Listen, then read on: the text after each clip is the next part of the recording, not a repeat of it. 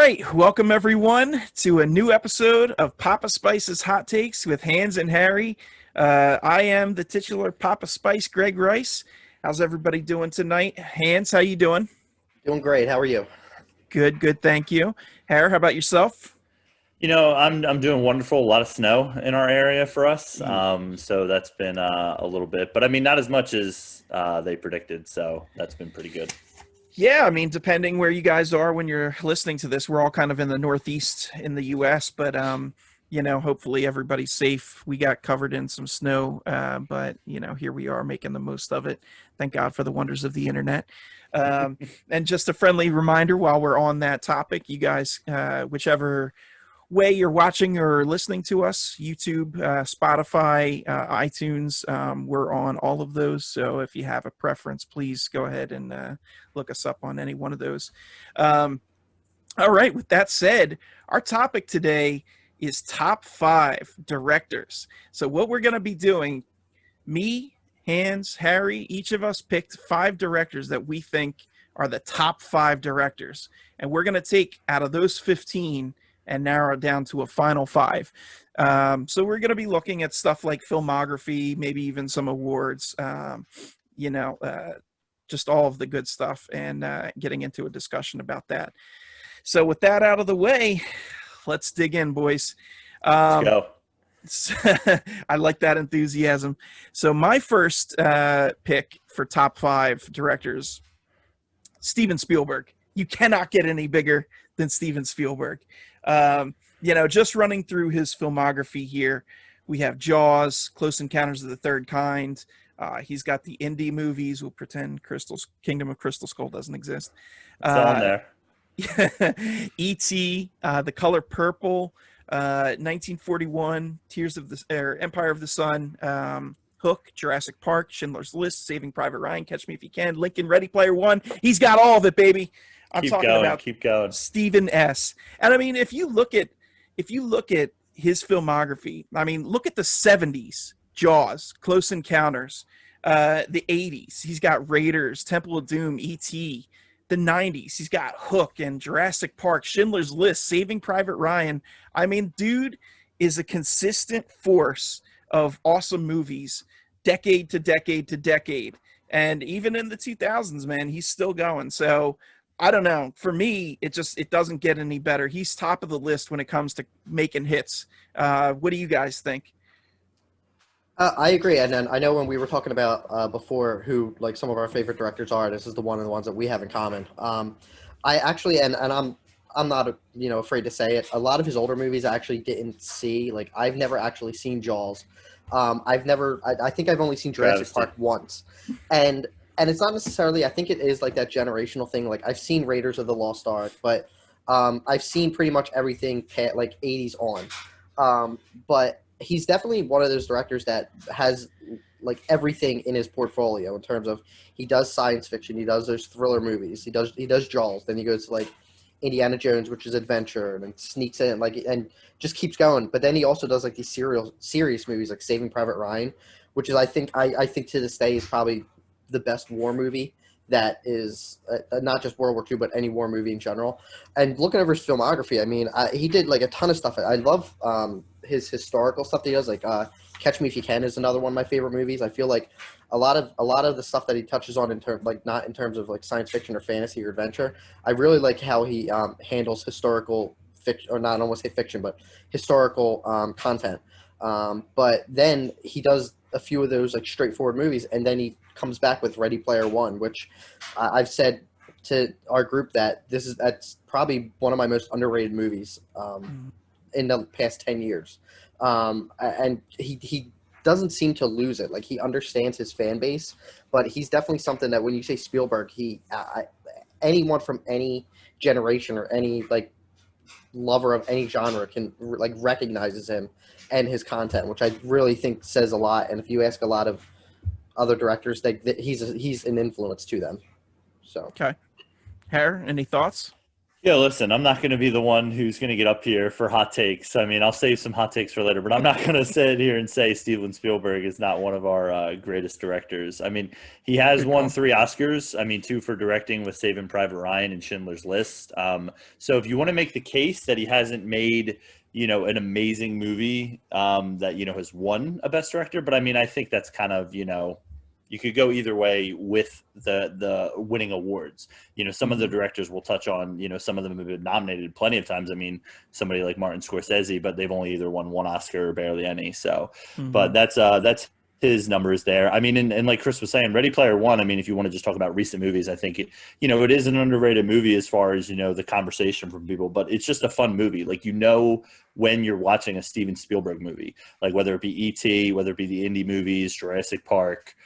Ready Player One, he does a really good job of just having that, just atmosphere that like this is a Steven Spielberg movie. And then Mhm. another one that I would say that I watched pretty recently of his, obviously, is Bridge of Spies.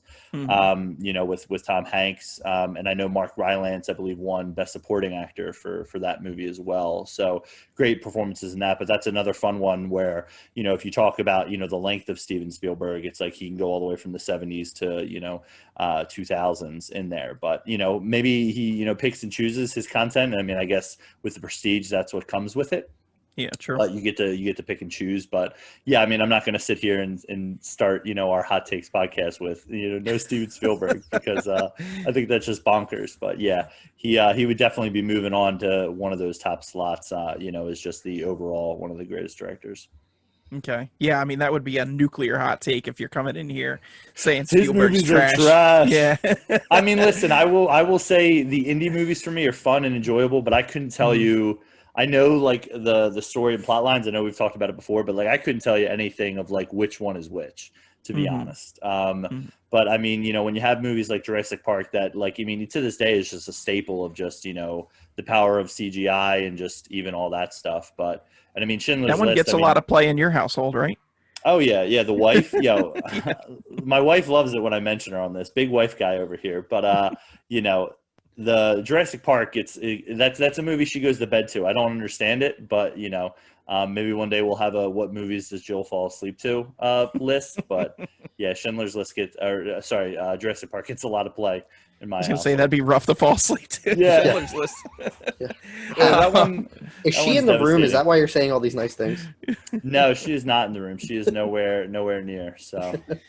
all right, boys. Well, I mean, it sounds like we're in agreement, but I don't want to put words in anybody's mouth. So, Steven Spielberg, top five. I'm saying yay.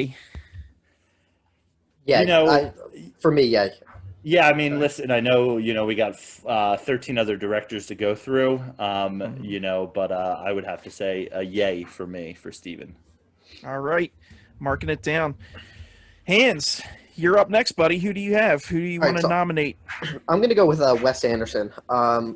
The reason is I love his style of filmmaking. Fantastic Mr. Foxes, and that just the first example is probably my favorite animated movie, and it's very different from his other movies where like I feel like and he has like some movies that are like rated R. I'm fairly confident this is rated like PG. Like you can show this to your kids, and it's just like and they can enjoy it. Like I've had it on for my son and like in the background, and he loved it. But I think like he has that style through, and he's very consistent. I mean, if you look at like Rushmore all the way up to Grand Budapest Hotel, like he has that like I'm very um, like I love dialogue in movies, and I feel like he does that perfectly. And the interaction with the characters, like some of the conversations are just like real goofy and off the wall, and you would never have them in real life for the most part in some instances. But he has that style where it just I haven't come across anyone who's like I don't like this Wes Anderson movie or whatever. Like I think that as he gets further along in his career, I feel like his movies become a little more mature, Mhm. and I'm really the French Dispatch. I'm really looking forward to. That was actually number one until COVID happened. That I was really disappointed that they pushed that back. I'm Yeah. hoping that finds like maybe an earlier release on streaming, but I was that's the one movie I probably in my top three anticipated for this year, and I think that Mhm. says a lot. Like just saying like a new Wes Anderson movie's coming out, and it immediately, that's all you had to say. Like, it could be honestly the most simple, like a kid's making a snowman, and I'll still probably for 2 hours, and I'll still watch it. If you put Wes Anderson's name on it. Yeah, I mean, Wes for me, I mean, he's definitely got that unique style where you can tell you're watching one of his movies.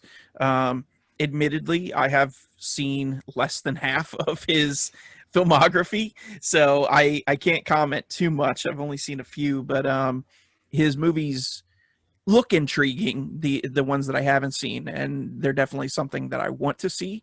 But it's yeah, I mean, he's a talented director. I'm not going to take anything away from that.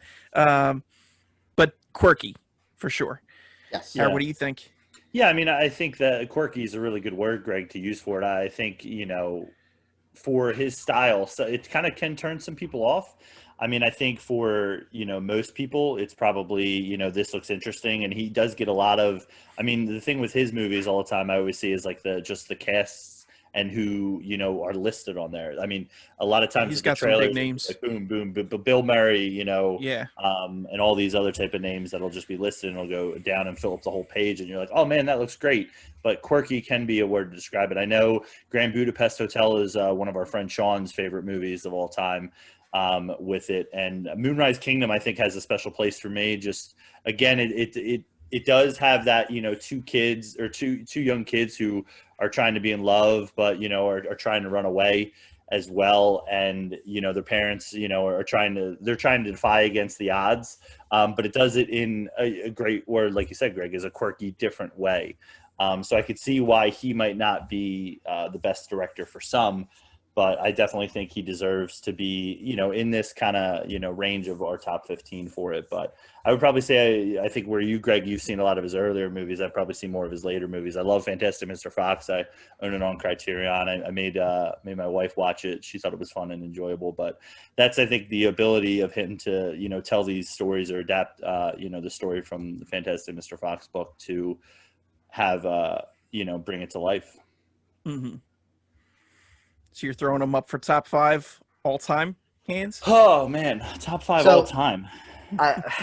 And Jeez, it's hard. And I looking at the other, like, I know some of the names that we're going to discuss. It's hard to put them up there because, like, I would I ever compare Wes Anderson to, like, put him on the same list as Spielberg or someone else? I don't think I can.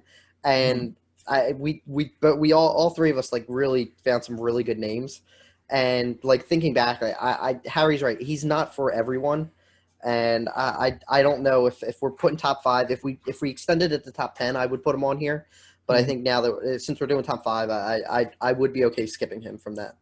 Okay, so deselecting. I'd say he's just outside for me. Yeah. I mean, he's got some good stuff, but look, did I go out and see every one of his movies as soon as they came out? No. Am I excited to see some of them? Sure. I think even in our group text, I mentioned Isle of Dogs is now on Disney Plus, and I'm excited to check that out. But yeah, I don't know that I'd put him in a top 5 all time, but he's a great director and certainly worthy of being included in our lists. So, right. Okay. Hare, how about you? Who do you want to nominate? All right. While Greg has nominated a bunch of, titans, I would say when we get through Greg's list, I would say I've gone the opposite direction and chosen some directors that I feel, speak to more recent times. I mean, I know we went over Spielberg and, Spielberg is Spielberg, but, I went a little bit more hot take, as they would say, for this. Mm-hmm. So I'm going to nominate Taika Waititi. Okay. He's won one Oscar for adapted screenplay for Jojo Rabbit most recently. That has been his most recent movie. But if you listen to our last podcast and mine and I believe Chris's love for Thor Ragnarok, not Greg because he thought it was fine, which is a wrong take. The thing that is so much fun about Taika is just his humor and his ability to I guess, use his humor in non-crude ways. There's a way that he could use his humor, such as, I mean, I like Judd Apatow movies, but his sometimes goes for the jugular and kind of be a little bit outdated. I think what's great about Taika is he finds ways to be hilarious and to have his movie stand out. I mean, you look at Jojo Rabbit and it's about a young boy whose obsession with Hitler. You know, and you read that, you know, log line and it's like, well, that doesn't sound very funny. But, you know, when you see how it plays out, it very much is. Hunt for the Wilder People and What We Do in the Shadows are two movies that I absolutely love and adore. I mean, I will say I haven't watched the TV show, and I know he directed a couple of episodes of that and helped create it. So that's on my must-watch list for TV, but that always seems to just build up. But yeah, I mean, his earlier work, I would say I'm not too familiar with. More of his recent last 4 to 5 movies. But I think he is a shining star, and I'm excited to, you know, I'm always excited to see when he has a new movie coming out. And yeah, that's my feelings on Taika. Let me know what you guys think. Hans, thoughts on Taika? No, I agree with everything with Harry. Like the way the style that he he makes his movies. Like, yeah, he made a movie about an imaginary Hitler, and it was winning awards. Like, I when I first heard the premise, I'm like, oh man, this is gonna like touch a lot, like hit a lot of wrong buttons for a lot of people. But I admittedly have not seen it, so I have been wanting to watch it. But I haven't met anyone who did not like it. Like they all had positive things to say. I think that says a lot. I've seen What We Do in the Shadows.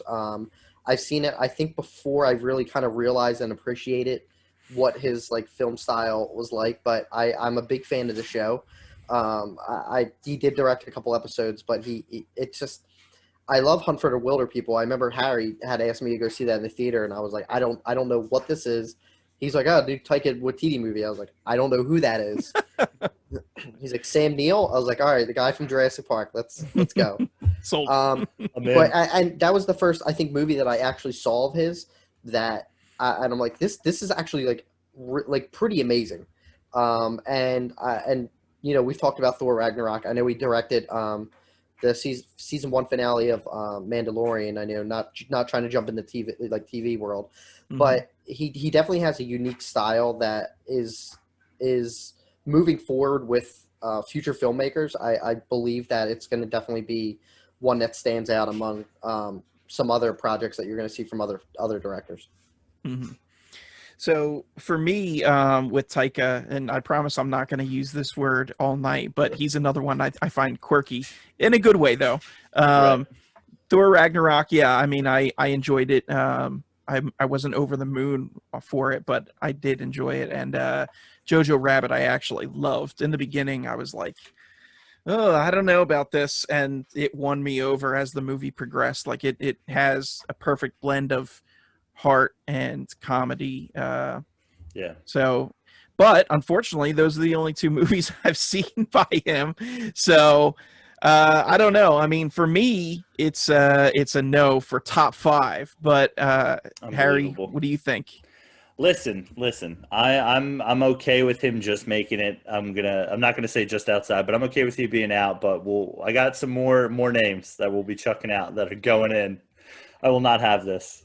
Okay, so that's 2 no's. But Hans, what are your thoughts? You think he's a top 5 director? If we have this discussion in like 5 or 6 years, I would say yes. I don't know if I'd say all time, but if we move it to like current, if we say in the past 5 years, I would say yeah, he would definitely be like top 5, 7 in that range. If we were going top 5 of all time at this point, and again, you're putting him up there with Spielberg and a couple other names we're going to mention, I don't see that, but he definitely is going to be in those conversations in just a few years.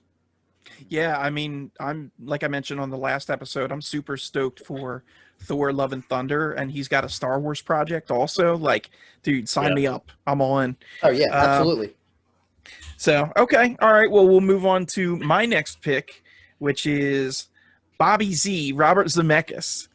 Now, he is more of an older director. He hasn't had a ton of new stuff recently, but you know, just running down some of his classics, we got Romancing the Stone, the Back to the Future trilogy. Chris, I know that holds a special place in your heart as well as mine. Absolutely. Who Framed Roger Rabbit, Death Becomes Her, Forrest Gump, yeah, that's him. Castaway, phenomenal movie. Polar Express, Beowulf, which is a dark horse hidden gem for me, and Flight, tremendous movie. So I really think Robert Zemeckis deserves to be in this conversation. Hans, what about you?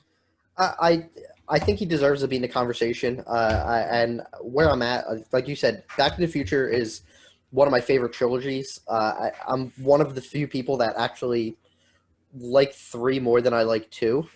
Same. And Same. it's just a very like his the way he kind of made that, like, that was 1985, and I've read a book on the making of that, and I think they were kind of taking a lot of chances. Like, they did a lot of reshoots in the middle of it. Like Michael J. Fox wasn't the first like choice for it, and I don't think they really thought it was going to fly, because it was like it was a different kind of movie, and the effects in it, like, there was a lot of uncertainty, and it's one of probably the most loved series of all time.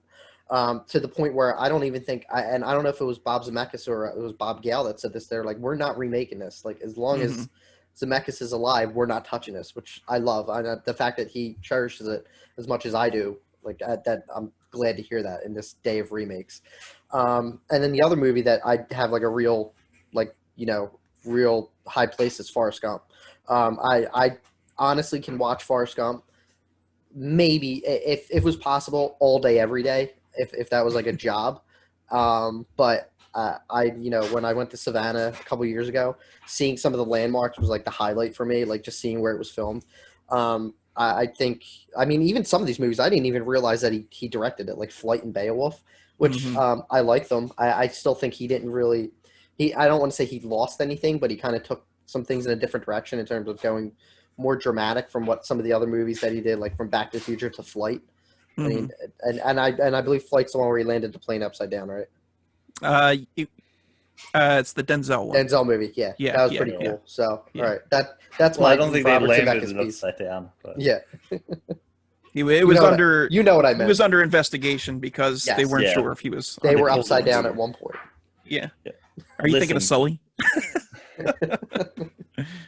Listen, give me all the Denzel content. The one movie I will fight for Robert Zemeckis is Flight. I've never seen Romancing the Stone, but I know it's I believe an 80s action adventure movie. That's a gem that I must see. I, unlike you two, Back to the Future movies can just go away for me. If it was like, the people highlight first those hot take of the episode. That's such a terrible, like why?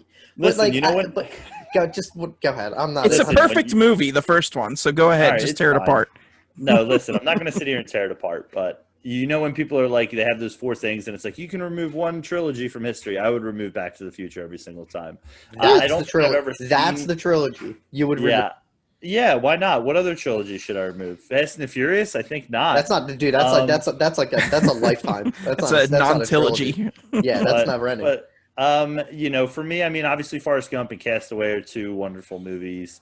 Polar Express and Beowulf, I mean, take it or leave it. I mean, the CGI in that is cool. I remember being super excited for Beowulf, and it was like, see it in 3D, like it's amazing. And I thought it was good, and I enjoyed it, and I thought it was different, but a little bit forgettable for me. Yes. And then, like I said, Flight, give me all the Denzel content. That's a great movie. No spoiler alert, but there's a scene when Denzel has to come out of a room to do, he's under investigation and they put him on trial, and he knocks that scene out of the park. But yeah, for Zemeckis, for me, I'm not going to sit here and put him in the top 5. So it's going to be a no from me. Wow. Well, I am going to put him in the top 5. Clearly, we're having this conversation. I'm not going to withdraw him. So Robert Zemeckis' fate is in your hands. So, and I guess we should, like, one thing. Can we flip around later? Like, say if we, like, before we get to all of ours, and we realize, like, Zemeckis should be replaced Chris, by someone else. You can nominate him and move him along, and then when we get down to it, we'll see where. That's fine. Adam. Yeah. Adam. Okay. God. All right. Robert Trash. Zemeckis making the top 5. And I've also never seen Romancing the Stone because I thought I was going to watch it, and I accidentally watched The Family Stone. I hope that's a joke. That's not. Oh, my God. All right. Okay. So that was my pick. Hans, how about you? Who are you nominating next? All right. I'm going with the Coen brothers. Good choice. I think some of their movies are, like, actually some of my, like, favorite movies of all time. No Country for Old Men is, like, pretty much near a perfect movie for me. And not to go into like too many spoilers. I know I'm sure we've all seen it, and hopefully It's people been a listening have while. seen it's it. okay. Okay. We've talked, and I 2007. know, one thing that Harry had mentioned, like with No Country for Old Men, is like or with some of the movies where like the bad guy wins, like, and that is, he's almost like a ghost in turn, like the villain, Shigor is almost like a Mhm. ghost in terms of through the whole movie where he's always one step ahead of everyone and ends up pretty much coming out on top. Now from that whole movie, it just the way it's choreographed, or not choreographed, the cinematography, and just like the some of the action scenes, how they're choreographed are not like, they're not neat. They're very messy. Like when Brolin's going against Shigor and like in the streets for that, like it's like a 10-15 minute just shootout, and I think the way like they get performances out of their cast, like Brolin, I don't even know really what he was doing. I to me, there's a gap between The Goonies and No Country for Old Men. I know he did some other things, but to me, those are like the two, like that's his window where I don't. I think when I saw No Country, I was like, that's the older brother from The Goonies. Like but then you have like Tommy Lee Jones, who I'm not a huge fan of. Like he does a pretty good performance playing just like an old, just soon to be retired cop, and like trying to kind of stay with the case. But then you go to other movies like Inside Llewyn Davis is in my top 5 favorite movies of all time. And it's kind of, you start to see the rise of Oscar Isaac. Adam Driver's in it for about 5 minutes, and he's starting to become like kind of a rising star at that point. Mhm. Like Justin Timberlake. I think you look at some of their movies and look at the performances that they get from everyone involved, and it's like, I'm going to use another example, George Clooney. I'm not a huge Clooney fan, like at all, other than like Oh Brother, Where Art Thou and Ocean's 11 trilogy, which should stay in the top. Don't ever get rid of that, Mhm. Harry. I think I think like in Oh Brother, that's his best performance. Like I love him in that movie. So I just think that kind of says a lot for a lot of their movies. I mean, they have a ton of movies that we can't dig into, but those are like just the two I usually kind of go with, and whenever I have to reference them, they're my go-to. So I think what you're trying to say is you don't want fop. You're a Dapper Dan man. Yep. Dapper Um, Dan. yeah, dude. I mean, when it comes to Coen Brothers, look, True Grit might be a top 15 all-time movie for me. The remake, I absolutely love that. And I know people are like, "Oh, Rooster Cogburn, the original John Wayne, blah blah blah." No. This is where it's at. Really good, which I believe launched the career for Haley Steinfeld. You talk about No Country for Old Men. I believe that launched at least the American career for Javier Bardem. These guys are good at taking unknowns or B players and elevating them. Big Lebowski was really good. Oh Brother, Where Art Thou? Like I said, I absolutely loved. Lady Killers for me is underrated. A lot of people give that movie crap, and I don't know why, because it's a really fun movie. Yeah. Um, Oh, yeah, absolutely. It's just I don't, I think I've only seen it once or twice. I majority of, excuse me, Coen Brother movies I've seen like multiple times. I think that was like one of them where like I may have skipped it like a third time, like if it was like, but I've seen it when it was on TV. But you're right, it's a very fun, just goofy movie. yeah. So I don't know. I mean, I really like this choice. Har, what are you thinking? Yeah, I mean, with the Coen brothers, you guys have already said a lot about them. I mean, I've seen a lot of Coen brothers, and I would say the thing that most sticks out to me is just consistency with them. They've actually. I also. I mean, if we want to get into technicalities, like, are we choosing one or are we choosing both? Do we pick both of They them come to as a go in? package. I Yeah. figured as much. Yeah, just could have been a little bit more fun if we did that. But they've won 4 So Oscars. when we get to the Farrelly brothers as your choice, then we're good. Yeah, Yeah. yeah, Yeah, yeah. they're a package. They're a package as well. So they've won 4 Oscars, one Best Director for No Country for Old Men, and I believe they won 3 Oscars for that movie. So I know you guys talk about the love for that, and I think another movie should have won Best Picture that year and Best Director, but I'll save that for a little bit later. However, the list that they have, they do get great performances from everybody. I would definitely say they deserve to have a shot at being in the top 5. Blood Simple and Raising Arizona I watched pretty recently. Raising Arizona is a different feel for the Coen brothers, but it's a lot of fun. Nick Cage is really good in it. And Blood Simple is just a classic, just thriller that really leaves you on the edge of your seat the whole time. I would highly suggest that if anybody is looking for early Coen brothers movies. Fargo, to me, I mean, the way they've grown that movie into the show that's on FX, that show I've seen, I think only 2 seasons, maybe only the first season, I can't remember, but that one is definitely high level and worth doing. I mean, I know we're talking about just the directing. And Big Lebowski, obviously a big cult movie for a lot of people out there. It doesn't really feel that way for me. Might have been when I saw it. I was a little bit younger, and obviously wasn't around when it first released. But yeah, those are my feelings about the Coen brothers. But I definitely say they need to be in it. All right, so Hands.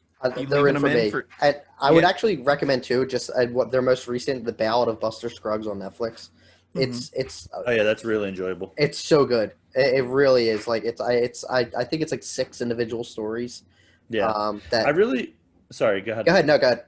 No, I was gonna say, so Quentin Tarantino, his Hateful Eight series dropped in parts on Netflix, and I really wish they kind of would have done that with The Ballad of Buster Scruggs. Yeah. But I mean, you watch it as one movie, but you can just pause it and come back to it because it tells different stories. So yeah. I really wish they would have done that type of design with it. It's more of just a complaint design with that, but that one is it has 1 or 2 misses, but it definitely has the quality there for sure. The opening scene is one of my favorite opening scene. Like the first 15 minutes are so good. Absolutely. So I would definitely recommend anyone listening to check that out if you haven't. All right, so Hans says yay for top 5. Hare, what do you think? I say yay. I think there's been enough case made for him. Yeah, and I agree. I triple that nomination. So Coen brothers, make it to the top 5, baby. All right. So with that, Hare, let's move on to your next pick. Awesome. Thanks so much. So my next nominee is going to be one that I think Greg isn't going to fully agree with, but Rian Johnson. Rian Johnson, he doesn't have a very long career as some of the other ones we've nominated. But like I said, I'm coming in with this hot with some up and coming younger directors with this. So He's been nominated for 1 Oscar for the Knives Out screenplay, which is his most recent movie. And listen, we want to talk about trilogies. Give me the Knives Out trilogy. I want it. I want to see Daniel Craig solving mysteries in 3 different movies. Give me 7 movies. Give me a Fast and Furious franchise of this. Star Wars The Last Jedi, which out of the last 3 Star Wars movies is probably the best one out of the last 3. Don't care what you say. I will say you could maybe make the case for Force Awakens. I wouldn't have a problem with that. And then Brick. Brick is one of his early movies, probably I think one of his first major directorial debuts. And it's a high school noir film. The thing about Rian Johnson I'll make the case for is just he's so creative with the worlds he creates and the style that he uses. I mean, definitely check out Brick for sure. Joseph Gordon-Levitt's in that, and he does a wonderful job as a high school detective. Again, it's a movie that you have to see. Then he also has The Brothers Bloom, which I'm not going to sit here and ride for. And then Looper, again, another interesting concept, and again with Joseph Gordon-Levitt with that. But I mean, I know he doesn't have much of a career, but I think he's on a trajectory to be in the top 5. Make the case for why not, and don't be mean. I mean, it definitely takes some skill to make Joseph Gordon-Levitt look like Bruce Willis, right? Yo, listen, prosthetics, get him in. Hans, why don't you take this first? All right. So, haters. All right, no. First of all, no. You don't even know what I'm going to say. So I agree. Like Looper is a very I don't want to say time traveling kind of thing. Like it's not necessarily sci-fi, I would say. Like a sci-fi, but it's not necessarily original. Like they've done that time to kind of go back in time. Mm-hmm. But I felt like the movie felt different, which I think is good. Right. I've seen Brick, but Harry's right. It's a very enjoyable film. Knives Out is one of my favorite films of the year. What was it? 2018 it came out, or 2019? 2019, I think. 19. Yeah. I mean, I saw it kind of during quarantine, but it's definitely lived up to the expectations that everyone gave it. Now we're going to just skip all that and jump into Star Wars. So this is like a really tough kind of like argument to have for me because I don't think it's the best of that trilogy, and I'm not gonna like kind of crap on it. I do enjoy The Last Jedi, so I'm not. But I think that I think there were a lot of issues with that trilogy, and I think that Ryan got a lot of bad heat for the direction of it because it necessarily wasn't the fact that he directed a bad movie and the story like didn't make any sense. Where they a lot of reports coming out that like Kathleen Kennedy and everyone up really didn't really have a direction for Star Wars to go. They were just kind of like throwing stuff against the wall and be like, no, let's just blah blah blah, let's make it this, let's make it this, like, and it was all over the place. So I don't necessarily give him any kind of bad heat for The Last Jedi. It has its flaws. You could take out that casino scene. I honestly, as much as I do enjoy The Last Jedi, I hate that scene more than anything that I've seen in Star Wars. World building. I hate it. I despise it. But and anything of Star Wars, and that includes all of Attack of the Clones. That's my rant. I mean, I wouldn't. I necessarily. Rant. I think, and he's kind of like in the Taika conversation. Like in a few years, he's going in that direction. Like Knives Out is a phenomenal movie, and I think if he sticks with that kind of comedy, like mystery type, I think if he goes into like another kind of like into that, I don't want to say that genre, but kind of takes more chances like he did with Looper and Knives Out, I think we'll be talking and like having a different conversation. But I wouldn't put him in top 5 of this list. Awful. Yeah, well, all right. Thank you. Look at Harry waiting with bated breath for my I can't review wait for here. Greg to trash everything. God. So Looper was an enjoyable movie. I liked it. Yeah, I don't remember a ton about it, other than it being time travel and some minimal details of the plot. But it wasn't like something that stood out to me. Knives Out, on the other hand, was tremendous. That was a movie that got so much hype. And when you have a movie that gets a lot of hype, it's tough to live up to expectations. And that absolutely did. So, he knocked it out of the park for that. Star Wars The Last Jedi. And maybe one day we'll do a whole episode on this because we absolutely could. But for me, that movie was 10 pounds of crap in a 5-pound bag. It was too much. And look, I don't care if Kathleen Kennedy or whoever was behind the mess that it became because they didn't have a direction for it to go. The bottom line is his name is on that. That's part of his filmography. He was the director of that movie. Now, I haven't seen Brick or The Brothers Bloom, but he's got 5 major releases. I think it's a little early to have him in this conversation for top 5, especially when Star Wars The Last Jedi is, to put it mildly, polarizing. It's not like it's a universal hit. So I don't know. Listen, I don't see him in this conversation. I will finish. The last thing about it is, out of all the directors we've nominated, I've met one of them, and his name is Rian Johnson. I went to the Philadelphia Film Festival to see the premiere for Knives Out. He did a little Q&A afterwards, and we got to meet him. And he's a delightful man. So nothing bad to say about Rian Johnson from my point of view.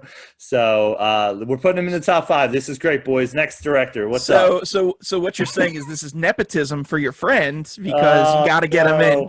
He's out there listening, as all smart people are. Sweet man. Yes. Sweet man, that Rian Johnson. I one time shook the Big Show's hand, so he's my favorite wrestler. Get out of here. Captain Insano himself. All right. Yeah. All right, I'm outvoted here. I get it. Hold on. We haven't officially voted. Let's hear what the people have to say. Harry, do you genuinely believe he belongs in the top 5? Genuinely, no. Yeah, genuinely. Okay, no. All right. Hands. He's one of my favorite directors. No. Yeah, no. All right, and I'm a no as well. So you get the punt, Rian Johnson. Love you, Ryan. Yeah. Come back next year. Make a couple more movies. We'll see what's good. All right. So moving on to my pick, someone that is definitely not Rian Johnson, little guy by the name of QT, Quentin Tarantino. Craig's got nicknames for everybody. Yeah, talk about a slam dunk of a director, right? let's just run down the hits: Reservoir Dogs, Pulp Fiction, Jackie Brown, the Kill Bill movies, Inglorious Bastards, Django Unchained, Hateful Eight, Once Upon a Time in Hollywood. I mean, it doesn't get much more stacked than that. The level of talent that he uses. I know we're talking director, but he scripts some of these, and the movies themselves turn out amazing because of it. I mean, he's just, man, he's so good. Every one of these movies is quotable, memorable, excellent cast. I mean, he directs the crap out of them, and I think that he does an excellent job, and I think he belongs in a top 5 conversation. Harry, what do you think? I mean, I definitely think he definitely belongs to be in the top 5 conversation for sure. I mean, the list you just ran down with Reservoir Dogs and everything, I mean, it's just hit after hit after hit. He's won 2 Oscars for writing. He's been nominated for obviously a couple more, but writer for Pulp and for Django that he won for, and he's obviously had performances from those movies that have won Oscars as well. So I think he is definitely a director who – I mean, I would say Once Upon a Time when Hollywood was coming out, and it's like you got Brad Pitt and Leonardo DiCaprio, and it's like boom, like that's all you got to say for people to go see it. I would say he can be a little divisive at times, because I do think sometimes he does go a little hardcore. I mean, with the shootout and Reservoir Dogs. And Hateful Eight even too, if you make it all the way to the end of that movie, but definitely check out the Netflix version of it with the parts. I think that it's an extended cut and it adds a little bit more to that. His movies are always long, which, I mean, if you talk to my wife, she'll probably say I'm not interested in a 3-hour movie about the Hollywood, early Hollywood, when talking about Once Upon a Time in Hollywood. But I mean, Inglourious Basterds is one of my favorite movies of his. I know. Rewatched that pretty recently, and it's just gets me going every time. It's so quotable. It's so enjoyable because killing Nazis. But yeah, I think he definitely deserves to be in there for me. Hans, not Landa. What do you think? All right, so I would, and just to kind of jump to the point, I would definitely put him in this discussion only because I think he kind of gets better as he went along. Like as much as Reservoir Dogs is a good movie, I wouldn't necessarily rank it my favorite Quentin movie. And even Pulp Fiction, I wouldn't even put that probably in his top 3 or 5. I think he gets better as he goes along. And not saying I hate Pulp Fiction, but I'm not high on it as a lot of other people are. And the reason is I think anytime Sam Jackson's not on screen, I'm kind of out of it. Like the whole John Travolta, Uma Thurman kind of going and dancing at the club. I usually, that's kind of like me go to the bathroom. Like if it's on, I'm not a huge fan of it. But I think if you start looking at Inglourious Basterds, that's such a crazy movie at some points, where it basically rewrites history in a very bizarre kind of way in a movie theater and in a good way. And then we talked about Kill Bill, which I don't consider that 2 movies, and I'm one of the ones where it's just kind of one long movie. I don't think I kind of, even with Pulp Fiction coming before, I don't really think at the time I knew really who Uma Thurman was, and that kind of just put her in as an action star, from that standpoint. And then you have that's a very kind of bloody martial arts movie, which I love. And it doesn't end if with a big fight. It ends with a ton of dialogue between the bride and Bill, which I think that which he does dialogue really strong. And then Hateful Eight is probably, and a lot of people don't say this, my favorite movie of his. It is very long, but and like Harry said, they cut it in the parts on Netflix, and I think it's half-hour parts or maybe a little longer. It's a little longer, yeah. But it's such that movie is probably 80%, 85% dialogue, and it kind of keeps you keeps you fixated on it the whole time. And then the end, at one point, it gets to one point where it just kind of all hell breaks loose. And I think he really balances that whole I think a lot of it you don't take seriously. There's a lot of comedic dialogue with it, but he's actually touching on a lot of serious elements. But especially that last half hour of Hateful Eight is just bananas. But I haven't seen Once Upon a Time in Hollywood. I've been wanting to go back and check that out. But I mean, I've seen every other one of his movies. I would definitely absolutely put him in a top 5 list. Now we went this whole conversation. We didn't even talk about Django and how amazing that is, and the uber memeable Monsieur Yeah. Candy. I mean, it was just—that's a tremendous movie too. So Absolutely. I wanted to give some extra love to that. Well, I'm nominating QT for the top 5. I think he goes on this list. Hands. Yes, and Yeah. only for the memes only. I mean, I'm a meme lord. I consider myself a meme lord, but I haven't seen Once Upon a Time in Hollywood. But when Leo's pointing to the TV, Oh, and yeah, and the one from Django I'll use them all day. They're so good. And we have Quentin to thank for that. Well, we got 2 to float him in, but Harry, what do you think? yeah. I mean, I'm not going to sit here and I think I made the case that I want him in. It's just Greg has 3 of his in, Chris. So we've been denied some. So just keep I that know. in mind. I Keep that just in wrote. mind. I'm like looking at. I wrote it down. I'm like, oh, The only thing I will say when we get down to the end, because we're gonna have to be nitpicky, is I think Quentin Tarantino. You could maybe make the case that he's a better writer than he is a director. I mean, Okay. he has been received awards more for his writing. But if we're getting down to the nitty gritty, it could be something that we have to take into consideration. That's a fair point. I'm not going to argue that. Okay, cool. That was my pick. Hands, you're up. all right. I'm gonna jump into Ron Howard for me. He's another one who started a lot of his like earlier stuff. I haven't seen Splash or Cocoon. I probably never will. I just kind of looking back, I never interested. Willow is one of the first movies I actually remember seeing. And if you haven't seen it, you need to. It's Val Kilmer's best performance other than Tombstone. It's such a it's got Warwick Davis, who is just a national treasure. I don't even think he's American. He's British. He's a national treasure, just not this nation. Yeah, he's a national cinematic treasure. As he goes on, like a lot of his movies, I think he does. Has everyone on this list worked with Tom Hanks? Because I'm about to mention Apollo 13, and yeah. But I think Apollo 13, that it's such a the story of it, but how he tells it, and that's another one where like you have an all-star cast and they all bring their A games as you expect. Like he worked really well. Like I love Gary Sinise in that movie. I love Tom Hanks, but I mean he as he moves on, his resume has a little bit of everything. Like he does a Grinch movie, he did a Star Wars movie, which I actually don't hate. It's okay. I'm not gonna crap on it. It's probably, if I had to rank on it, I'd probably lower it in terms of Star Wars movies a little low. But I love A Beautiful Mind. That's one of my favorite movies. I think he gets another one where he gets such good performances out of. He gets it out of like Russell Crowe. He gets it out of Jennifer Connelly, who I'll watch any movie she's in. I think she's a fantastic actress.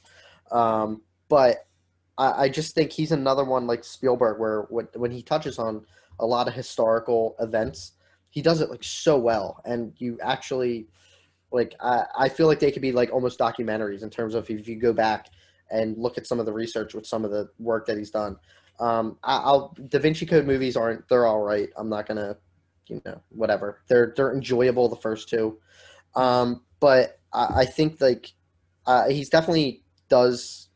Like he gets great performances out of the cast, and he really touches on historical knowledge very well, and has a little bit of fantasy. Like Willow, like I said, I think it's just Willow is the discussion for me. So Willow does it. Yeah. By the way, Willow, we're putting him again. We're putting him above Spielberg at this point. For Willow. By the way, Willow series coming out, so yes, definitely check out Willow to prep I for know, that. and responsible. He's not a director, but responsible for the amazing Arrested Development. Oh yeah, so good. So good. I have him to thank for that. So. Yeah, I mean, what can I say about Ron Howard? He's pretty awesome. You covered it really well. Backdraft was another good one. Cinderella Man, a sleeper. That was a really good movie that not a lot of people talk about in terms of Ron Howard movies and just in general. Guilty pleasure movie is guilty pleasure movies are the Dan Brown trilogy. or Robert Langdon trilogy, whatever you want to call it, the Angels and Demons and Da Vinci Code and Inferno. I really enjoyed them, although I know that the consensus from most people is, yeah they're okay to bad. Like, Yeah. I read the books, so I think I was kind of like that spoiled, like, hey, they're not as good as the books, but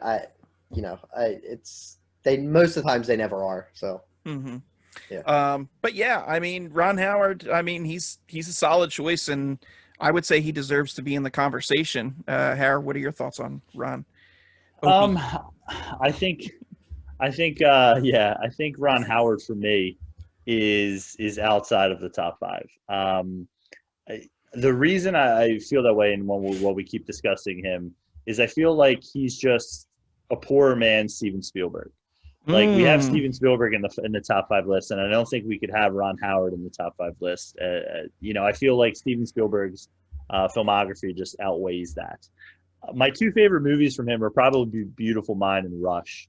The other movies, I would say, a lot of his earlier work, I would say that I haven't been familiar with, so crucify me for that with this, but I think Beautiful Mind, when I saw it, it really, obviously, I'll watch Willow, sure, whatever. Maybe I'll watch it, we'll see. But yeah, Beautiful Mind, for me, he did win Best Director for that. So, I mean, that one I think is obviously held up as one of his best ones. And I think, I'm pretty sure Russell Crowe won that for Best Actor, because I think he won for Gladiator either the year before or the year after. And then Rush is just, a criminally underrated movie. It stars two one Marvel hero and one Marvel villain for that. But that's a very enjoyable movie if it's a Ron Howard movie that you've missed. But I'm not going to sit here and make a case for him to be in the top five. All right, so Chris, you think he truly belongs top five? I think Harry kind of nailed it on the head with the poor man's Spielberg. Top 10, yes. I'm not I think after kind of hearing some thoughts, I wouldn't put him in the top five. Okay. Harry, you say? I say nay. That's a nay for me. Yeah, and it's a nay for me also. I think, you know what? He is really good. He's a solid director with some excellent movies. But yeah, man, Harry, with you, that comment with kind of poor man Steven Spielberg, and film fans, show us whatever your thoughts are, hate or love. But I think that's kind of apt, that comment. So, all right. Sorry, Ron. Well, Harry, what do you have for us? So the next director I have, I feel is the man of the moment. Ever since his movie won Best Picture and ever since he won Best Director, the whole world has just gone upside down, and that's Bong Joon-ho. He is, I would say there's no director for me that keeps you on the edge of your seat and keeps you guessing throughout a movie more than probably Bong. Like I said, he won 3 Oscars for Parasite. That's a movie that if you haven't seen, stop what you're doing right now and go see it. I bought it on Criterion. There's a black and white version on there. I'm very excited to go see. If you're more of a Netflix head, he's got Okja on there for if you want to watch that. And Snowpiercer was the first movie I ever saw from him and just left me, jaw on the floor.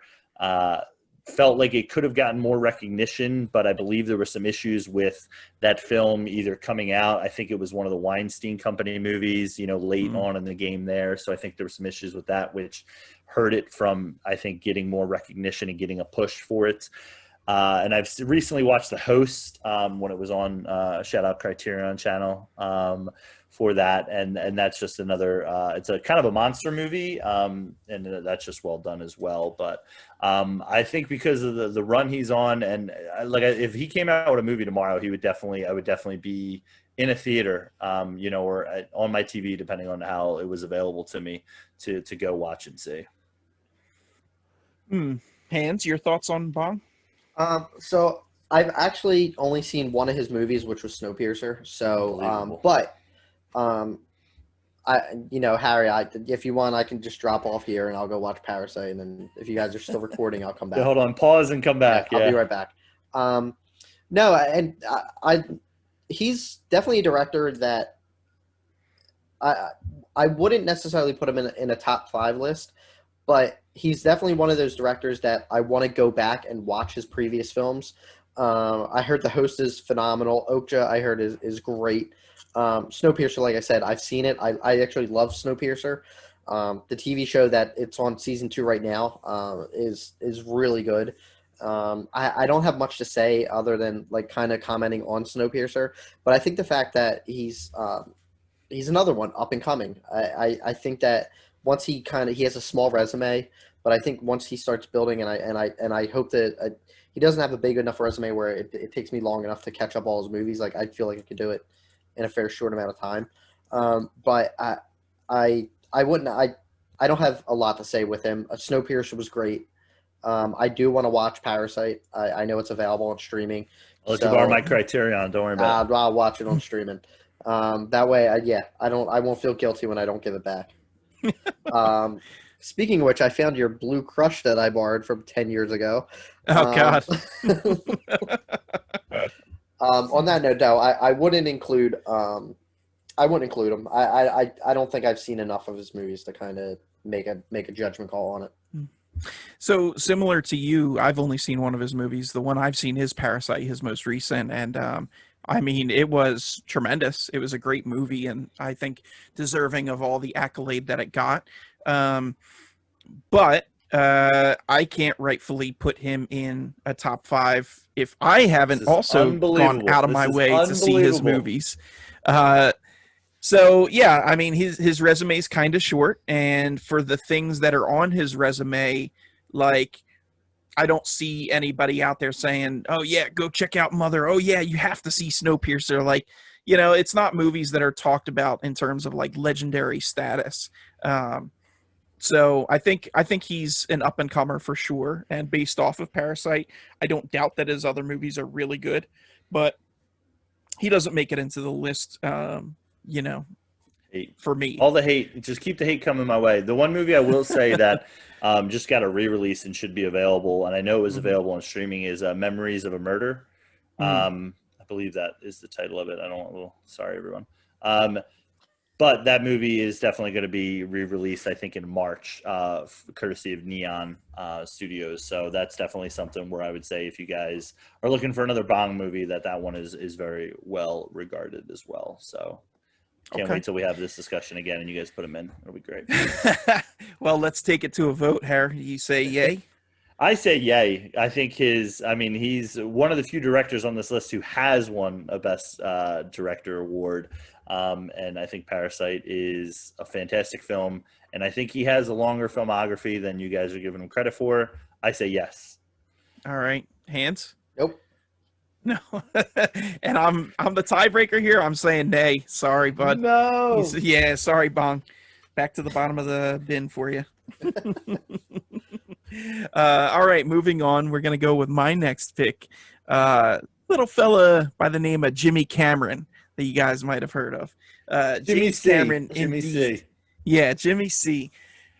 Let's talk about Terminator 1, Terminator 2, which is one of my all-time favorite movies, Aliens, which is arguably the best in the series, The Abyss, phenomenal movie, True Lies. I know Hans is a big True Lies fan. Buckle up. Titanic, which, you know, look, a lot of people want to sit there and be like, it's sappy, blah, blah, blah. Wrong. No, it's a good movie. It is. I'm not afraid to admit it. It's a good movie. And Avatar. The two VHSs you got to change out in your exactly. Comes in the extra big box and everything. Yeah. And Avatar. I mean, Avatar made like a gazillion dollars at the box office. I mean, you know, some people are like, oh, Dances with Wolves remake. And I get that point of view, but it was wildly entertaining. It pushed technology forward tremendously.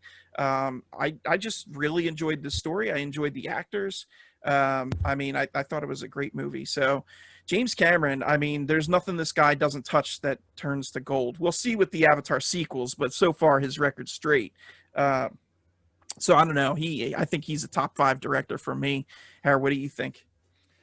Yeah, I mean, I think if you want to talk about filmographies, I would say his is kind of smaller than a lot of the big name directors that, you know, when you talk about your classic directors. But I think that's because, you know, he takes a while to make some of his movies and he makes sure that they're quality. I mean, if you watch True Lies now, like, and just think about the scope and the size of that movie, like from the bridge scene when they're driving the cars across the bridge and there's that chase in the helicopter, to the skyscraper scene. True Lies is definitely, I know it's one of Chris's favorites, but it's definitely, I think, a hidden gem. Terminator 2, our friend Frank, it's his favorite, probably one of his favorite movies ever. A huge Arnold guy with that as well. And Avatar, I mean, when I first saw that movie, you know, and we talked a little bit earlier about hype. That movie for me was hyped, and then you go see it and you're like, dang, this movie's incredible.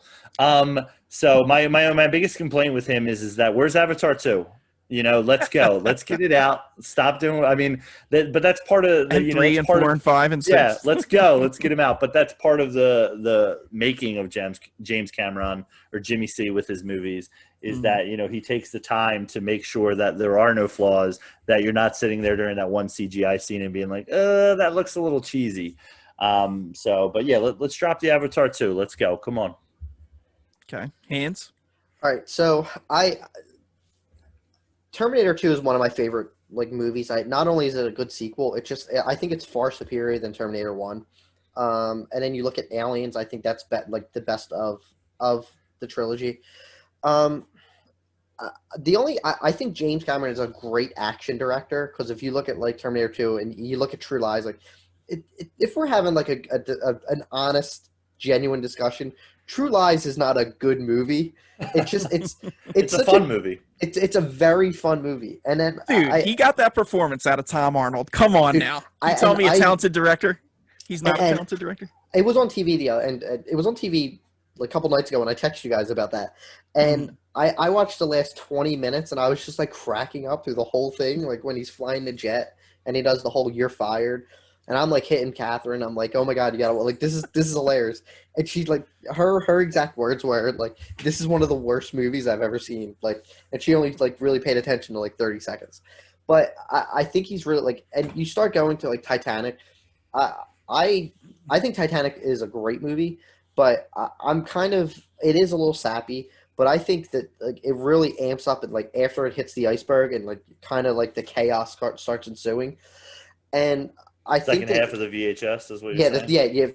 Your second half of VHS guy. Yeah, and I think he does action really well. But like Avatar, in terms of story, it was nothing new. Like they just kind of changed the setting of like Dances with Wolves and that whole like someone like the good guy is really a bad guy to start out with, and you know that whole kind of trope. But I in terms of, I agree, it's groundbreaking in terms of the technology they use.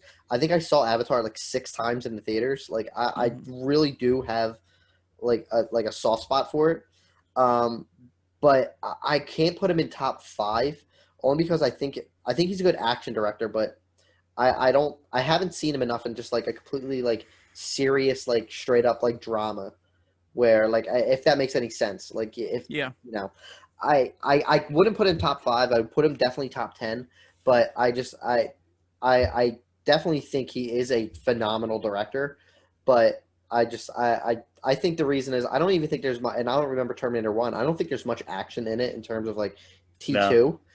And that's why I think I like T2. Like I think the story's a lot better, but I think like it's just a lot more fun than like T1. Like that, you know, I would definitely say top 10. He's one of my favorite, like whenever a James Cameron movie comes out in like 20 years, he's definitely, I'm looking forward to it. But I mean, I'm sure I'm going to be taking my son when he turns 18 to see Avatar 3. Nice. All right. So it's a nay from you, Chris. Harry, how about you?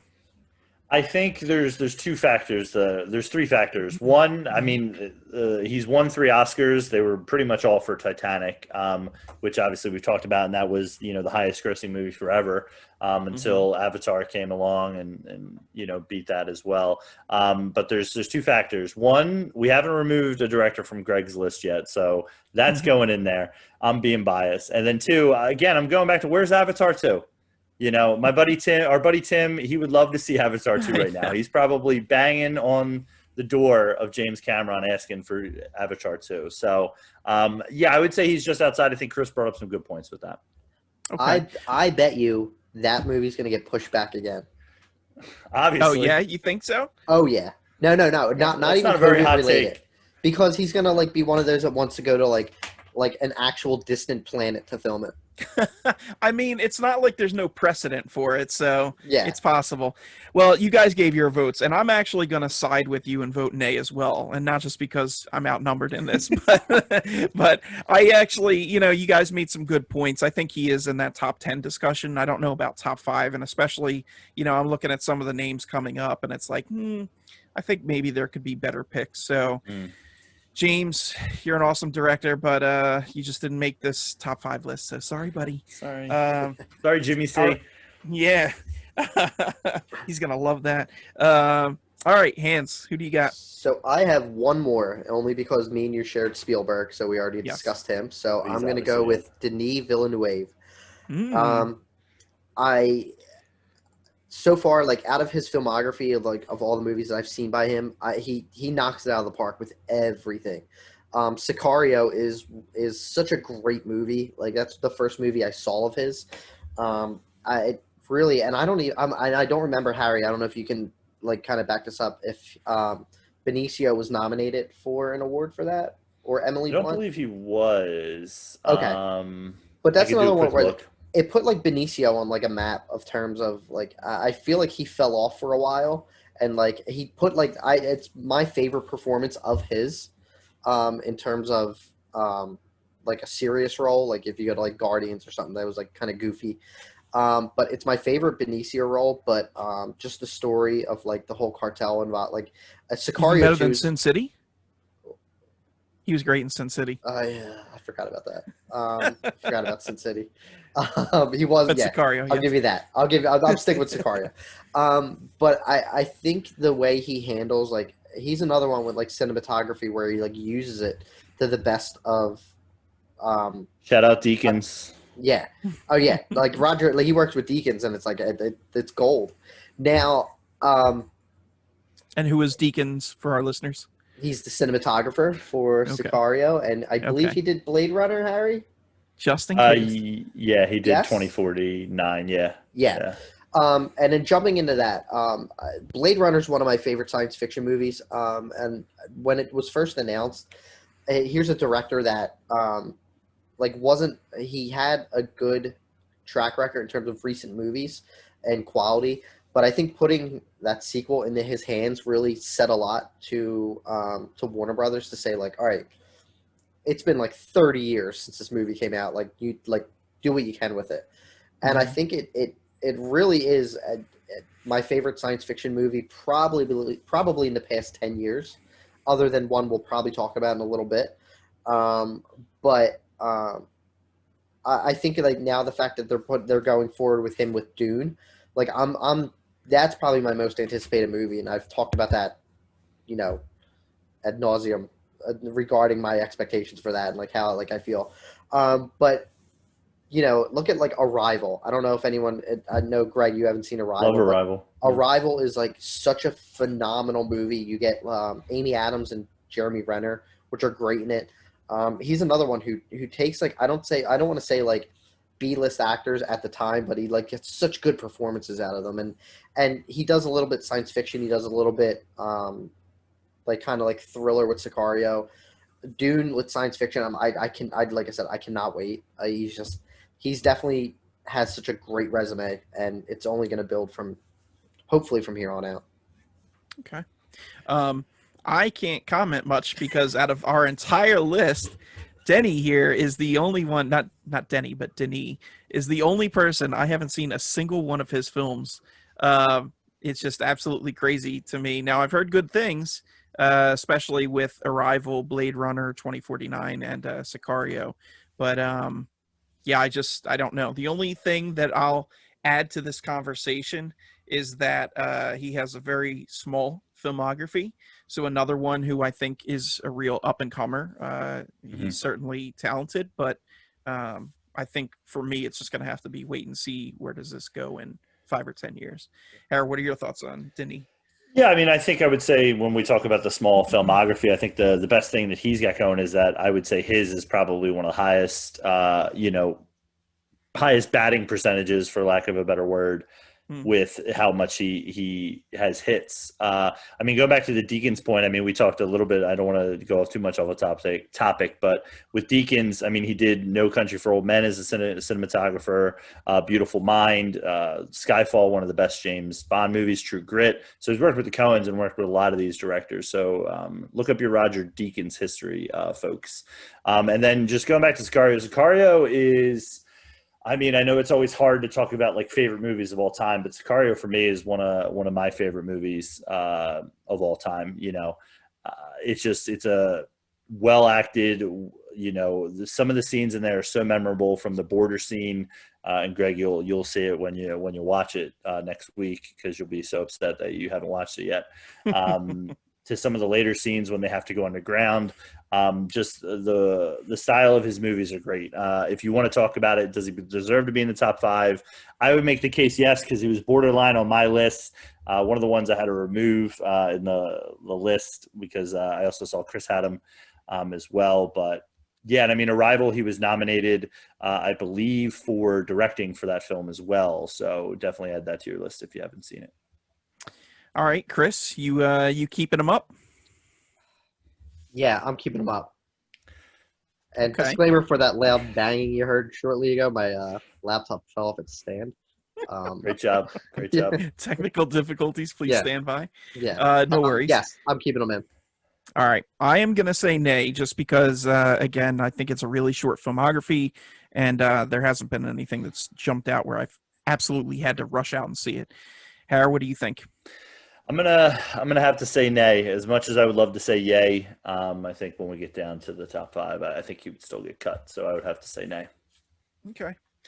All right. Moving on. Harry, who's your next nominee? So my next nominee is going to be Paul Thomas Anderson, or PTA, as he's known to the youths. Mhm. He's been nominated for eight Oscars. He's never won, which is unbelievable. He has 2 for directing for There Will Be Blood and Phantom Thread. He's worked with some of the finest actors that we have, so you could maybe make the case that hurts him, but I think it helps him, because I think, you know, when you're talking about top tier talent like Daniel Day-Lewis, Joaquin Phoenix, Philip Seymour Hoffman, I'm going to put Tom Cruise as a top-notch actor, because I think he is. Rightfully so. Yeah. Yeah, and so I mean, I think just his movies from Boogie Nights, Magnolia, Punch Drunk Love, There Will Be Blood, The Master, Phantom Thread. I mean, Inherent Vice in the last couple of years, but I think the movie I like to focus on a lot is There Will Be Blood. I think it is one of the, again, I don't want to have too much like where I'm saying this is the best movie ever, but I think it's definitely, again, in my top 5, top 10, whatever list you want to put it in. It obviously has great performances, a story about greed, ambition, obsession. I think it should have won Best Picture that year instead of No Country for Old Men, but I mean, how can you be unhappy if a Coen Brothers movie won? But I am unhappy because Paul Thomas Anderson didn't win for directing or Best Picture there. So, those are my thoughts on PTA. I think he deserves to be in top 5. Hans, what do you think about PTA? I agree. He's definitely. I think there will be blood. I think if we're looking at some, we saw that together, Chris. I forgot to mention that we saw that together. We did. Yes. Sold out show. Yes. We might not have even paid. We probably just walked in. You guys had the hot ticket. Yeah. I out of his movies that I've seen, I've really only seen Punch Drunk Love, There Will Be Blood, and Boogie Nights. Going with There Will Be Blood, I agree with Harry that it's probably one of the best movies that I've ever seen. It's such a bizarre movie. Like, just from the beginning, like first 15 minutes, there's no dialogue. It's just all either just like all sound effects or music, and it's just, I think the way he gets the perform, like if you have to, I feel like if working with Daniel Day-Lewis has to be one of the most difficult jobs as a director, because he literally transforms into that character. Now it might make it easier to say like you're directing Daniel Plainview or whatever, but it's just like if you need to like have a heart to heart with like Daniel and be like, look, tone it down a little bit or whatever, I wouldn't be able to do it. I think it like a really good director to work with him and that kind of method acting says a lot, and he's done it twice with Day-Lewis in Phantom Thread, is the other movie. Boogie Nights is a great movie. As much as I don't like Mark Wahlberg, I think he was great in it. But his is another filmography. I wanted to go back and kind of catch up on a few of his movies. I've seen Punch Drunk Love. It's not my favorite. I'm in that ballpark of where you either love it or hate it. I just don't like it. I think it was kind of a miss for him, but I understand that some people do enjoy it, and I want to see The Master. I want to go back and watch Phantom or go see Phantom Thread. That was a big one I wanted to see that year. But yeah, from the movies that I saw, I would include him in the top 5. But let's hear your thoughts, and then I'll kind of let you know where I'm going. All right, get ready for a hot take, because this guy is trash. Oh, wait, this isn't the video game Paul Anderson? This is Paul Thomas Anderson? Oh, okay. In that case, no, yeah, Paul Thomas Anderson is just, he's awesome. He's a great director. You guys didn't really touch on The Master, and you just like briefly mentioned it, Harry, Magnolia. But I love both of those movies. Magnolia is a great kind of piecemeal movie where it takes a bunch of stories and intertwines them. You see how all the characters relate. I think I saw Magnolia when I was a little too young, and it confused me a little bit, and probably wasn't paying as much attention. So it's definitely one I have to revisit. I'm pretty sure it's streaming now. I forget which platform, but definitely look for it. There Will Be Blood. There's a reason that we keep coming back to this movie, but in the wrong hands, that movie could just be a totally weird, boring movie. I mean, we're talking about, an 1800s oil baron and, his rise and whatever. And it just, that concept does not sound like something that's entertaining. But boy, Paul Thomas Anderson, The Master, it was at work. He really turned that into something that was enthralling, and you couldn't take your eyes away from it. So kudos there. I mean, when we're talking top 5, man, he's a really solid choice. So let's put it up to vote. Harry? I mean, I'm going to say yes. I mean, I think when we get down to the top 5, I think there could be a battle between him and the Coen brothers, because I think a lot of their style, I would want to say, is interchangeable. But when you talk about, film heads, I think, it's kind of like, I think of those two as like film heads that people love, and they could clash a little bit to cancel one of each other out. But yeah, I think he deserves to move on. Okay. Hans, what do you say? No. No, but he's absolutely number 6 for me. Like he's wedging in to that close. And we're gonna have a discussion in a little bit about someone else that I think's gonna like kind of like I was kind of going forward and looking, and I don't think he's quite like kind of worthy to be on this top 5 list. If we did a top 6 or 7, absolutely. But I just don't think he's there compared to, we'll continue. Okay. So I am the tiebreaker, and I'm going to have to vote yay. I think he's an awesome choice and definitely worthy of being in the top 5.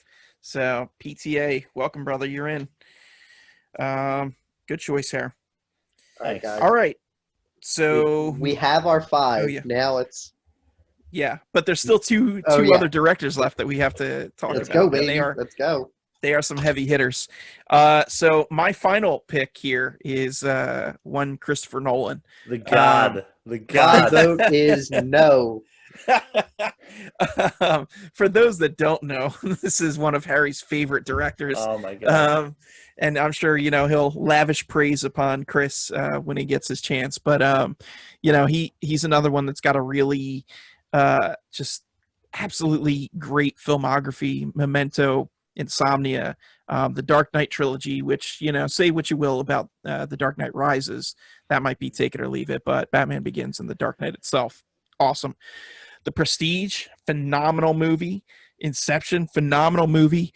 Interstellar, which I'm not as huge a fan of. I think it's solid, but I do think it's a little overhyped. But still, it's the general consensus, again, is that it's a great movie. I realize I'm firmly in the minority there. And Dunkirk and Tenet, which I haven't seen, but, maybe you guys can speak to that. So Chris Nolan, he's just he's got the touch, and he's another one. He kind of has his favorite performers he likes to work with, but man, he gets the most out of them. So Hans, what are your thoughts on Chris Nolan? All right, so we're just gonna get this one out of the way. Hmm. The Dark Knight trilogy, I think, as a whole, is a very overrated trilogy. Woo! Um, Bad. no, Hot take. Spicy, Batman, spicy Batman, take, spicy. Batman Begins is I gotta get a is sound effect. yeah. Just wait, like a clown horn. So I personally believe that Batman Begins is the best of the Dark Knight trilogy, and I think it's much better than the Dark Knight. Um, I'm just gonna leave that there. I think but as much as I like the Prestige, I'm not too high on in terms of what other people believe. I think it's a good movie. I don't, I appreciate how other people do they like their love for it. But once we start hitting with Christopher Nolan, Inception and Interstellar are the two movies that, as much as I'm not a huge fan of his, they are phenomenal. I think Inception was like, I think at the time, like, it was a very groundbreaking idea of like the fact that like like a movie about dreams and you're like going into dreams and just the whole visuals. You have a cast that Tom Hardy, who wasn't as well known, Joseph Gordon-Levitt, who was known, but like I think that took it like a next step for him. Leonardo DiCaprio, who I think at that point he was kind of I kind of think he peaked around this time with a lot of his movies. I feel like he was like a very like slow slope of getting to where he is now. And I think Hmm. like Inception kind of was that point where he like started to get to that top. But then you can't say enough good things about Inception. And then Interstellar, I know your feelings on it, but I think that that is my favorite science fiction movie. Probably, I don't want to say of all time, but I'm gonna kind of that's my Yeah. internal struggle. Is it Um, top five? yes, yeah. But I think like with Interstellar, it's such a crazy idea, like going into another galaxy to find life. And I think some of the best scenes in the movie aren't necessarily like in space or like in another galaxy. It's on Earth with the relationship between McConaughey and his daughter and his son, like right before he leaves. But it has two of the most like I get like chills every time I watch this movie is when they're escaping the first planet, and there's like that slow moving tidal wave, and you hear like the score on that movie is it's so good, and then the docking scene of when right before Matt Damon goes boom, and it's so like even though I've seen that movie so many times, I know what's gonna happen. I kind of just like I tense up whenever I watch it, and I think that says a lot. But as a few of his more recent movies, I haven't seen Tenet. Dunkirk was okay. It wasn't my favorite like kind of war movie. I saw that head shake hair. It's okay. I'm gonna leave it there. No for me, but I appreciate where you guys are coming from. Okay, Harry. Listen, I'll save a lot of my thoughts for the Christopher Nolan pod that we'll do at some point. But Special ed. I mean, I think Dark Knight. I mean, not that I want to trash Chris, but The Dark Knight is probably one of the best superhero movies ever. The reason after The Dark Knight, he is able to make a movie like The Prestige and take chances and have his ideas, such as Interstellar, made because of the success of The Dark Knight. Now, I mean, I would say that could get elevated by Heath's performance, but The Prestige is one of my all-time favorite movies as well from him. That's it. I don't want to spoil it too much, but it's a movie that has a turn and is really great. Memento is the first movie I ever saw from him. That for folks out there who are unfamiliar, I mean, basically the movie is told pretty much backwards, which is definitely a high concept style for him. I've seen Dunkirk. I think it's one of the best war movies ever, even up there with Saving Private Ryan. So you could make that case. I think you need to give it another shot, Chris. And then Tenet, his most recent movie, is definitely enjoyable. I haven't watched it a second time yet since I've seen it. Definitely deserves a second watch. I mean, that would be the one case that I think people could make against him is that sometimes his movies deserve a second watch or subtitles. You go to The Dark Knight Rises when that was coming out and people were like, it sounds like Bane is underwater. And even with For Dunkirk, you. Even with Dunkirk and Tenet, I mean, there's definitely things where if you watch with subtitles, I think it adds an element. But the reason he isn't on my list, spoiler alert for my final director, is because I knew Greg had put him on his list. But yeah, Christopher Nolan, he's been nominated for 5 Oscars. He's only been nominated once as a director. And the other knock I would say against him is a lot of, film bros love to like gear up as he's the greatest director ever. I mean, I have a soft spot for him. But I mean, he does get elevated as, the end all be all. And I would say he's one of the last directors who's probably had movies out, in the last 10 years that can still bring in the audiences. I mean, obviously it's different now with COVID, but I still think when his name is on a movie, people are going to see it. So I would say he is definitely in top 5. Okay, so let's put it to vote. Hands, what do you say? I no. No. Wrong answer. No. I said my piece with him. Yes for me. Yes Okay. for me. Yes for you. All right, so that leaves it to me. Man, it's tough. We're not going to sit here and have Bobby Zemeck in the top 5 and not have Christopher Nolan. I won't have it. I'm going to say nay.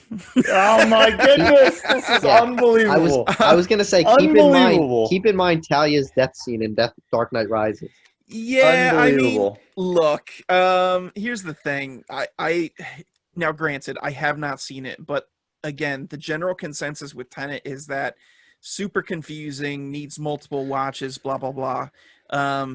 Interstellar, like I said, I feel mediocre towards it.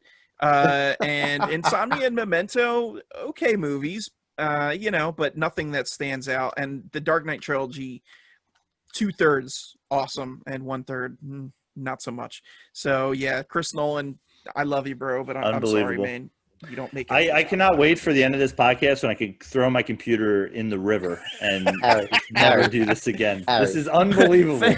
Thanks for joining us for the final episode of Hot Takes. Harry, Unbelievable this is. Harry, Dark Knight is not the best superhero of all time. I mean, superhero movie of all time. You can be wrong. Now, Hans, see, it's I fine. disagree. I think it's one of. I don't think it's the best, but I think It's definitely in top 5. We'll save that for our next Yeah. episode. Don't worry Blade about for it. sure. It's 3. top 5.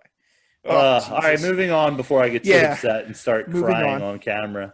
right, what's My your last last director nomination is David Fincher. When we Hmm. started talking about this episode, one of the things I did was go to my Letterboxd reviews and looked at 5-star movies that I have.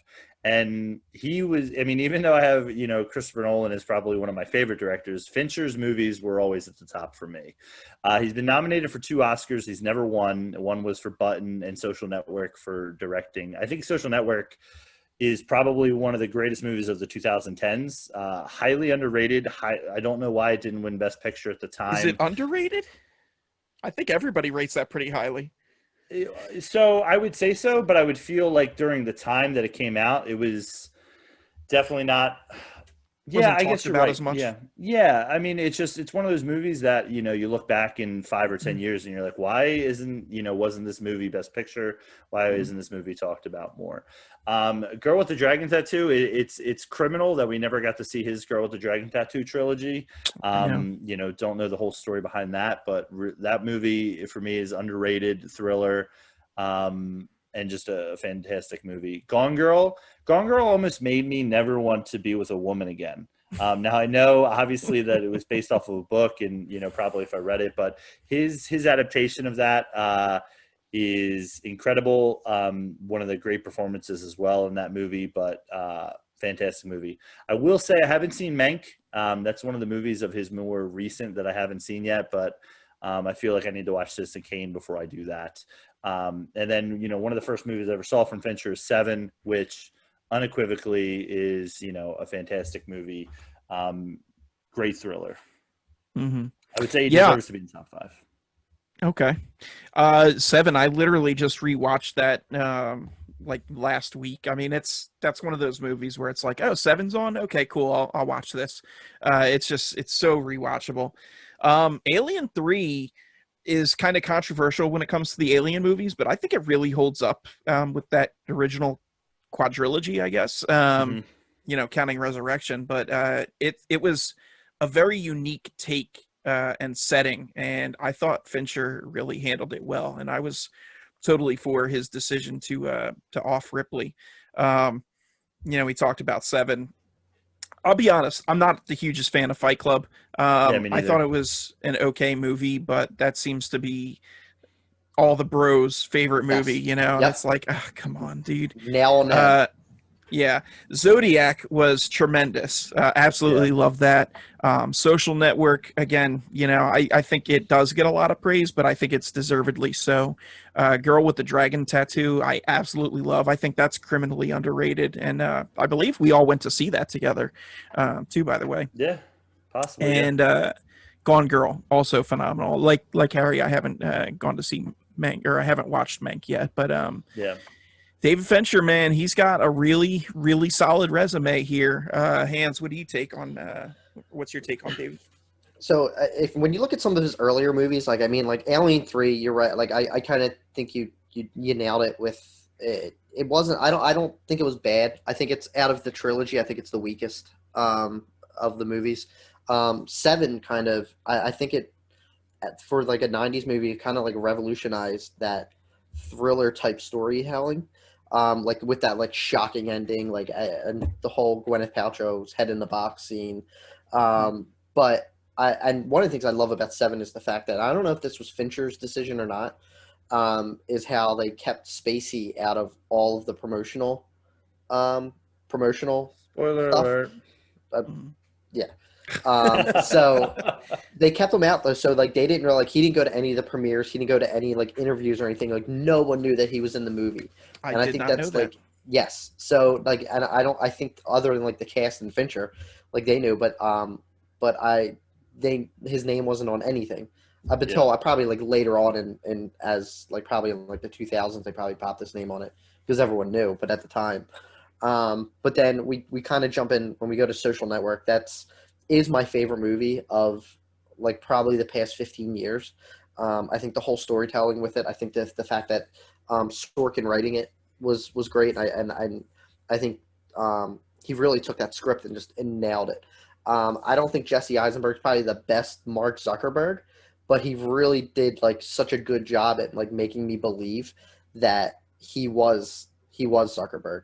And the whole story behind it, I know I've read the book, what it was based on, and it's so controversial, and I think he really handled the whole back and forth with the two, like the whole court case, like the two similar like lawsuits back and forth, and I really agree I feel like I guess maybe when Harry was saying was underrated, I do come across people who don't know what it was about, and like they don't know what it was. I don't think it.